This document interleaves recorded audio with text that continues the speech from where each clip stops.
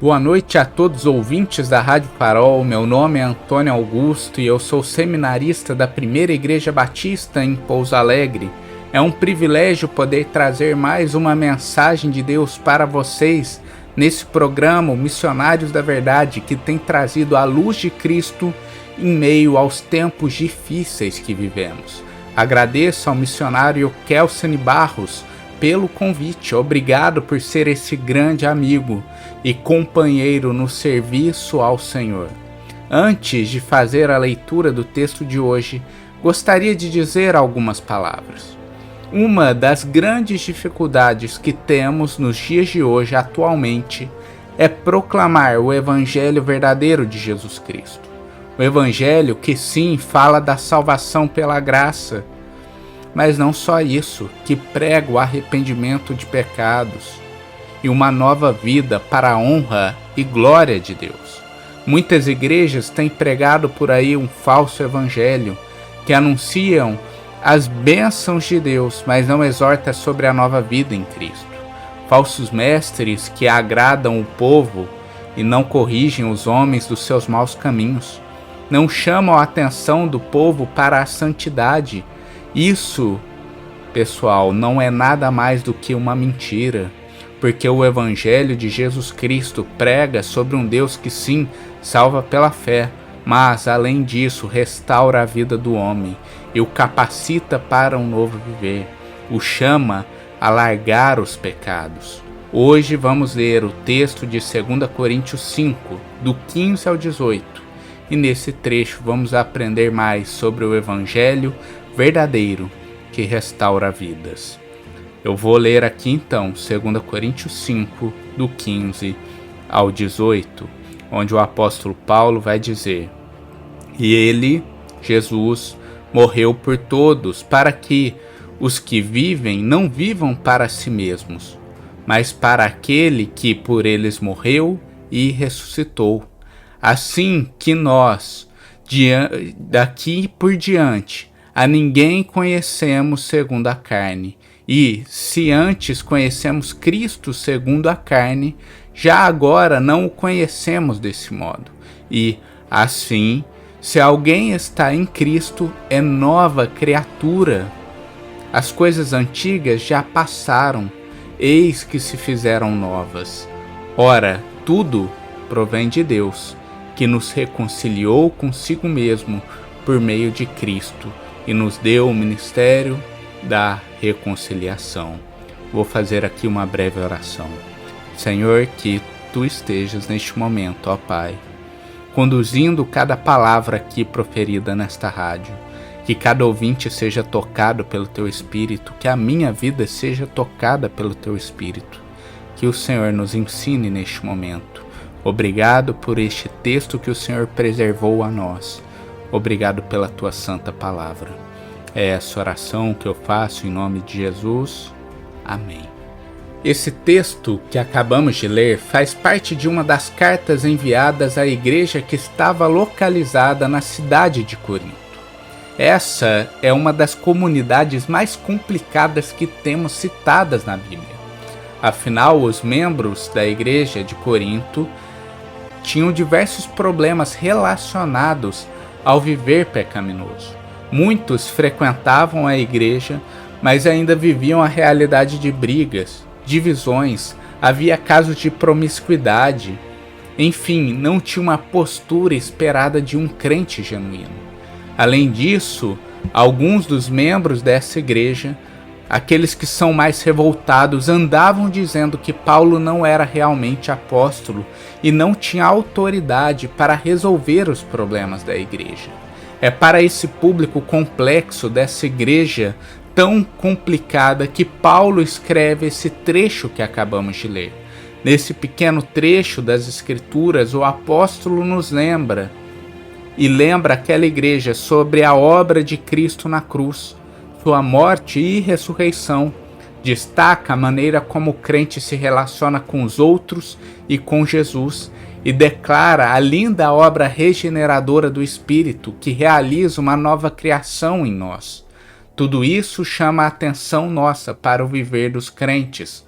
Paulo nos mostra a realidade espiritual que há por trás de cada um desses fatos.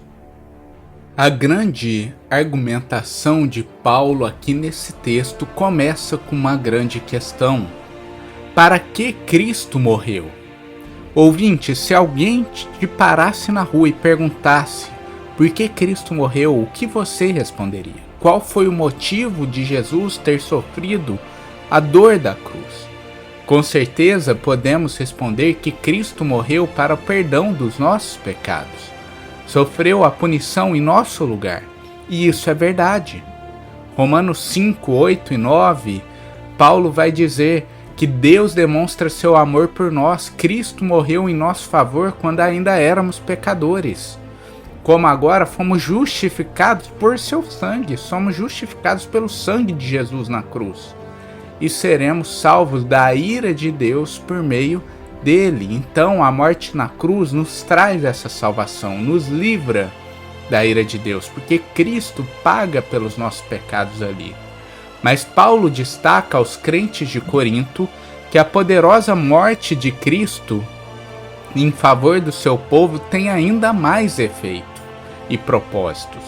O texto vai dizer o seguinte em 2 Coríntios 5,15: Ele, Jesus, ele morreu por todos. Para quê? Olha, para que Cristo morreu? Para que os que vivem não vivam mais para si mesmos, mas para aquele que morreu e ressuscitou. A morte de Cristo em nosso favor e a sua ressurreição também é um chamado para que a gente viva para Ele. Isso é esperado de quem teve um encontro com tão grandiosa mensagem, a mensagem da cruz. A Bíblia e a história da igreja vão mostrar para nós, servos de Deus, que, ao tomar conhecimento da obra que Jesus realizou, da salvação que Cristo trouxe na cruz, viveram uma vida entregue nas mãos do seu Senhor, lutando contra o pecado, e dedicaram a sua vida ao reino de Deus. Não deixaram Cristo nem mesmo quando foram ameaçados de morte. Sabemos que os apóstolos mesmos morreram martirizados. Foram ali atacados, ou eles negavam a Jesus, ou eles morriam, mas eles prefeririam morrer do que negar a Cristo. Eles queriam viver para Jesus. Paulo, escritor dessa carta, ele chega a dizer que para ele o viver era Cristo em Filipenses 1:21. O Senhor se tornou o alvo, o centro de sua vida após a sua salvação. Assim também deve ser a vida para nós. Você que tomou conhecimento do que Cristo fez na cruz, do que Cristo fez para te salvar, das dores que ele passou para pagar pelos seus pecados. O que é o mínimo que você deve fazer, ó homem, diante desta realidade, se não entregar os seus passos, a sua vida, a esse que morreu por ti? Tem um hino do cantor cristão, o hino de número 124, que eu acho lindo. Na sua letra diz o seguinte: morri na cruz por ti, que fazes tu por mim. Olha o que esse hino diz. O hino aqui invoca como se fosse Jesus falando: morri na cruz por ti, que fazes tu por mim. Ouvinte, diante do conhecimento do Evangelho, sabendo que Cristo morreu na cruz por conta dos seus pecados, a grande pergunta é: qual tem sido o seu viver? Como você tem vivido? Você tem vivido para a glória do seu Salvador? Ou no lamaçal dos pecados? Você tem dedicado a sua vida, cada passo do seu ser, para a glória de Jesus? Hoje, por meio das Escrituras, eu te exorto: não viva para si, satisfazendo os seus desejos, mas sim para Jesus Cristo, aquele que entregou sua vida por pessoas como nós. Essa nova vida que temos então em Cristo, cujo centro é a glória de Deus, ela impacta todos os pontos do nosso ser. Não tem como um ponto do nosso ser ser dedicado a Cristo e outro dedicado aos nossos corações, à nossa carne. Não, tudo agora passa a ser para a glória de Jesus. Inclusive os nossos relacionamentos. Como eu falei lá no início, um dos grandes problemas dessa igreja era a questão de relacionamento. Havia brigas, divisões, e Paulo aqui mostra como a maneira como eu me relaciono com o outro muda por meio da obra de Deus. A maneira como eu me relaciono com Cristo muda por meio da obra de Deus. Paulo vai dizer o seguinte, 2 Coríntios 5,16, que antes conhecemos Jesus, Cristo, segundo a carne. Já agora, após a obra de Deus em nossa vida, não o conhecemos desse modo. A história de Jesus não é mais um conto que eu ouvi e compreendi. Antes da salvação, eu poderia até conhecer a história de Cristo. Antes, por exemplo, de eu ter tido um encontro real com o Evangelho, do Espírito ter agido em minha vida, eu conheci a história de Jesus, ouvintes. Fui criado em um lar cristão. Meu pai falava sobre Jesus, mas era um conhecimento ainda carnal. Eu tinha aquilo na memória, mas não era real na minha vida. Porém, o Paulo aqui, ele alerta que o salvo, aquele que foi trabalhado por Deus, ele conhece a Jesus não desse modo, não é mais uma história. Ele possui um conhecimento pessoal e transformador com o seu Salvador. Essa história é algo central na sua vida. Ele entende que aquilo é algo de mais importante que ele tem, é o conhecimento mais alto que ele pode possuir. Essa transformação, essa realidade impacta o nosso relacionamento com Jesus e com os outros. Toda a nossa perspectiva de vida é alterada. Como Paulo vai dizer no início do versículo 16, antes de Cristo, conhecíamos as pessoas segundo as diretrizes da carne. Porém, agora, a ninguém conhecemos segundo a carne. A gente não lida com o próximo mais segundo a carne. Uma grande evidência de que a salvação está operando em nós é a mudança que ocorre em relação a como vemos os outros. Não olhamos mais para a posição, para a cor, o sexo, a riqueza, se a pessoa é rica ou pobre, tudo isso deixa de ser importante. A gente não olha mais com ódio e desprezo. Todas as pessoas passam a ter um valor infinito para nós, pois compreendemos que são feitas à imagem de Deus, criaturas do Senhor, e que podem ser redimidas por meio de Cristo Jesus. O apóstolo destaca aqui a essa igreja que era completamente dividida, que a obra de Cristo impacta os nossos relacionamentos com os outros e com o próprio Senhor. Nós passamos a ver Jesus com um olhar espiritual. Entendemos a história da salvação. Temos um relacionamento íntimo com Jesus Cristo. É isso que buscamos, esse relacionamento pessoal entre aquele que encontrou salvação e o Salvador.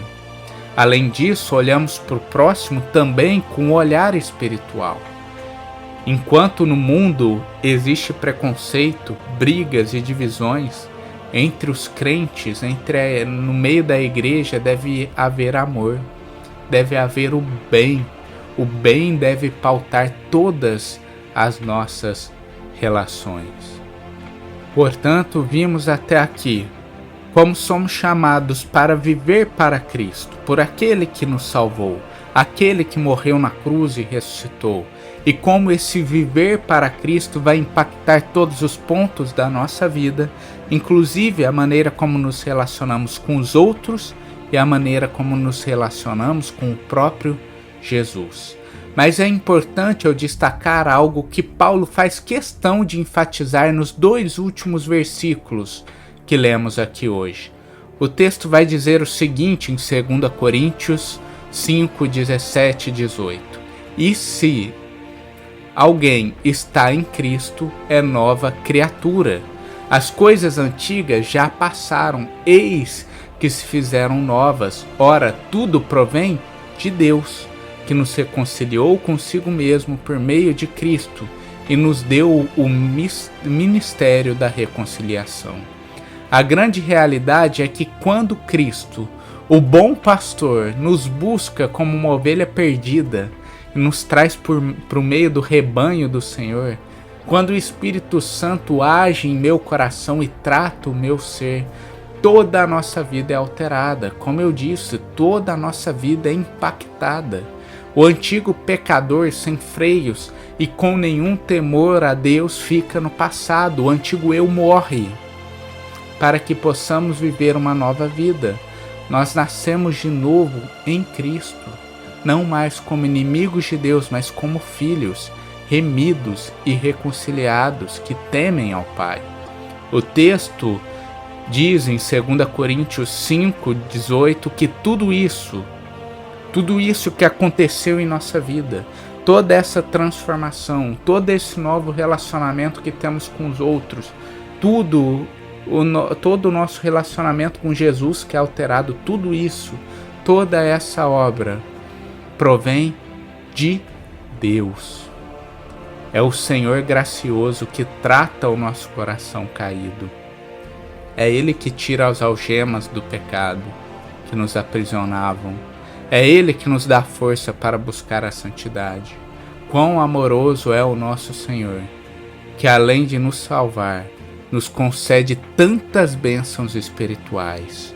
Se temos forças para lutar contra o pecado, é porque Deus, em graça, tem nos ajudado.